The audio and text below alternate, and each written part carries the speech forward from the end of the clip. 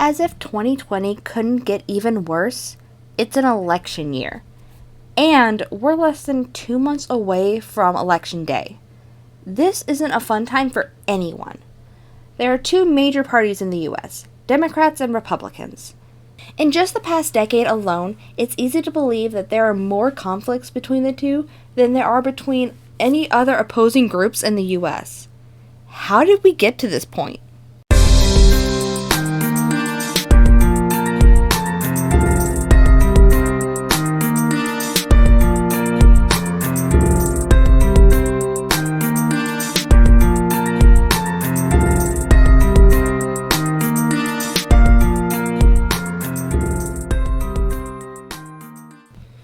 Quick disclaimer. I'm not here to tell you how to think, who to affiliate with, what's right or what's wrong. This is just an overview of the two parties and why we're where we are as a country. You do you, boo-boo. Let's break down the beliefs of the two parties as they describe themselves on the official websites. I've tried to cut out as much mudslinging as I could. Democrats believe all children should be able to live happy, successful lives. That's why we are dedicated to ensuring the next generation has access to quality education and the tools to drive our economy forward. Our country is strongest when our workers are trained with the knowledge and ingenuity to perform at the highest levels. Every child should have the opportunity to reach that horizon and to fulfill the American dream. Parents, not Washington bureaucrats, should be the chief decision makers when it comes to their children's education. School choice, voucher, and charter programs are just a few methods Republicans advocate to empower parents and provide greater opportunities to children regardless of their zip code. By introducing competition into our education system, lower-income families have the chance to rise up and break the cycle of poverty. Our party deeply believes in decentralizing our education system to return power back to you and your community.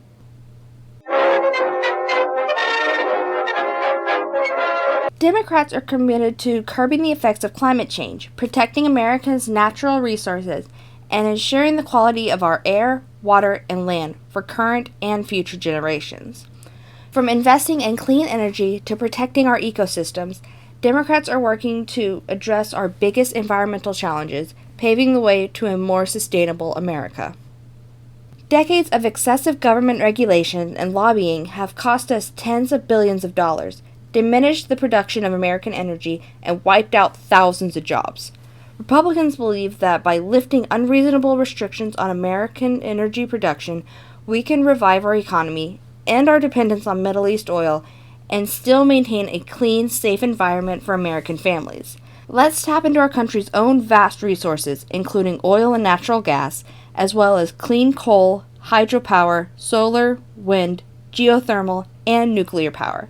By approving the construction of Keystone and Dakota Access pipelines, Republicans took a major step towards achieving America's energy independence.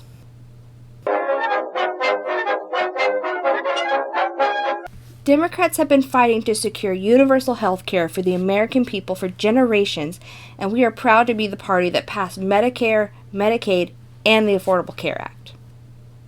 Obamacare is a disaster.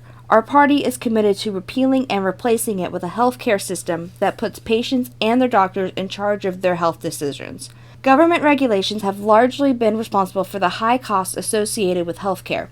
We want to roll back the regulations that have prevented market competition, allowing patients to buy insurance across state lines, and shut the revolving door of lawsuits that have driven up the price of drugs.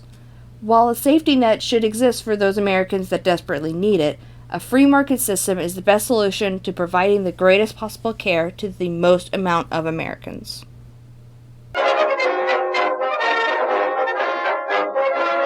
The Democratic Party was founded on the premise of expanded democracy. Democrats believe we must make it easier to vote, not harder. The Republican Party had a section for elections, but they didn't have anything listed. Both parties also listed on their website their party's platform. Let's take a look at some of the selections from their preambles. Let's switch it up a little bit and go Republican first. The latest party platform was from 2016. We believe in American exceptionalism.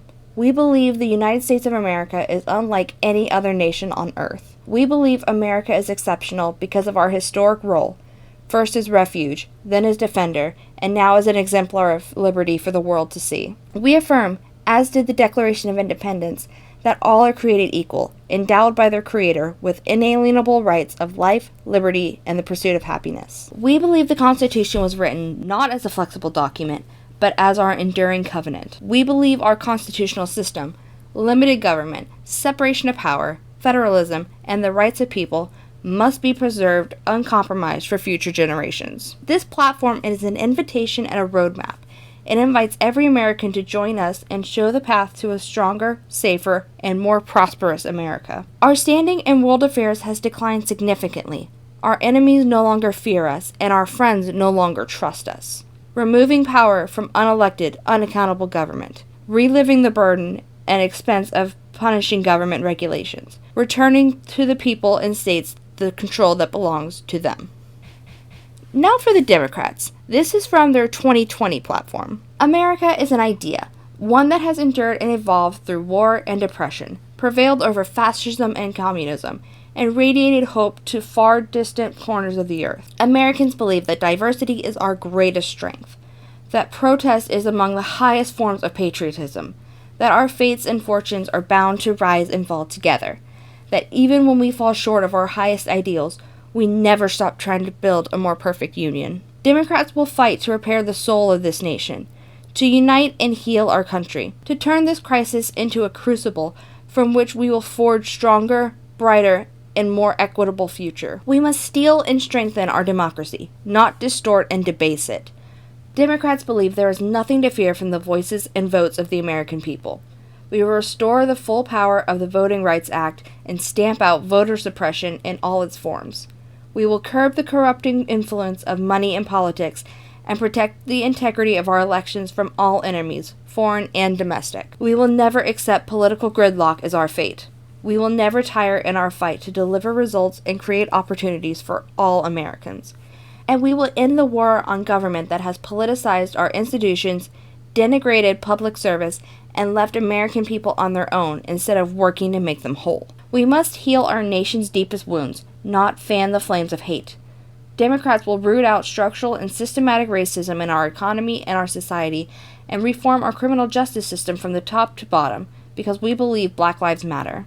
We will ensure that our nation continues to prize diversity and compassion and welcomes those who yearn to participate in our great democratic experiment by creating a humane 21st century immigration system that benefits all Americans. We will give hate no safe harbor.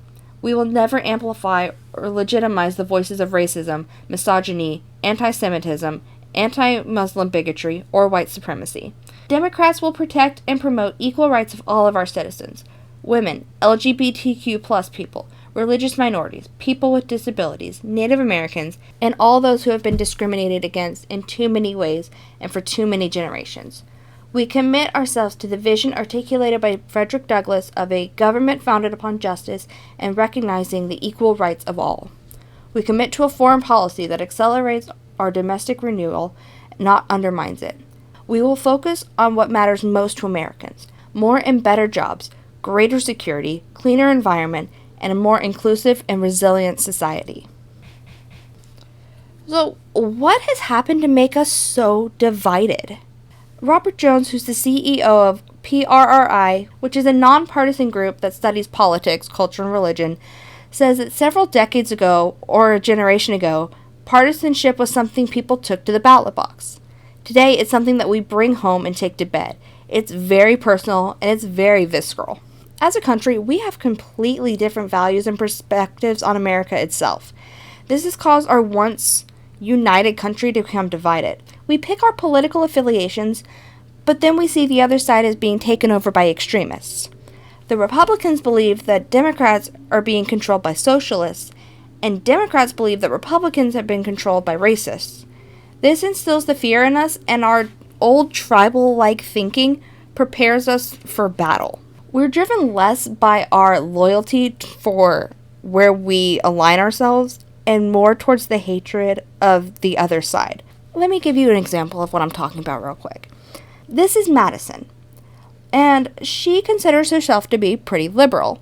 However, she doesn't necessarily agree with everything the Democratic Party is pushing, and she doesn't quite like to put a label on herself as a Democrat. However, she hates, with every fiber of her being, the Republican Party.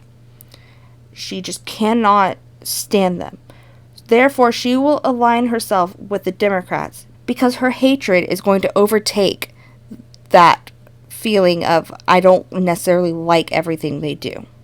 Another issue that we have regarding this is we can sit there and we can argue with each other, and we're never going to come to an agreement because we have to stick it to the other party. One party can sit here and say, the sky is baby blue, and the other party is going to turn around and say, no, it's not, it's powder blue. And they'll just fight and fight because they have to just get one up on each other.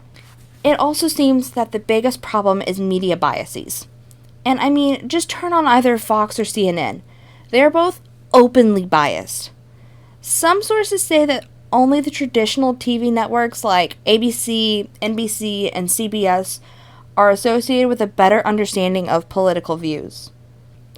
So, where do we go from here? Most of our hatred is rooted in mutual misunderstandings of different values. We need to educate ourselves better. There was a new study that came out called The Perception Gap, and it suggested that neither the media nor universities are likely to be able to fix Americans' inability to hear one another. It found that the best educated and most politically interested Americans are more likely to vilify their political opponents than their less educated, less tuned-in peers. Can we reverse the hatred, or have we gone just way too deep down the partisan rabbit holes? Let me know what you think down in the comments.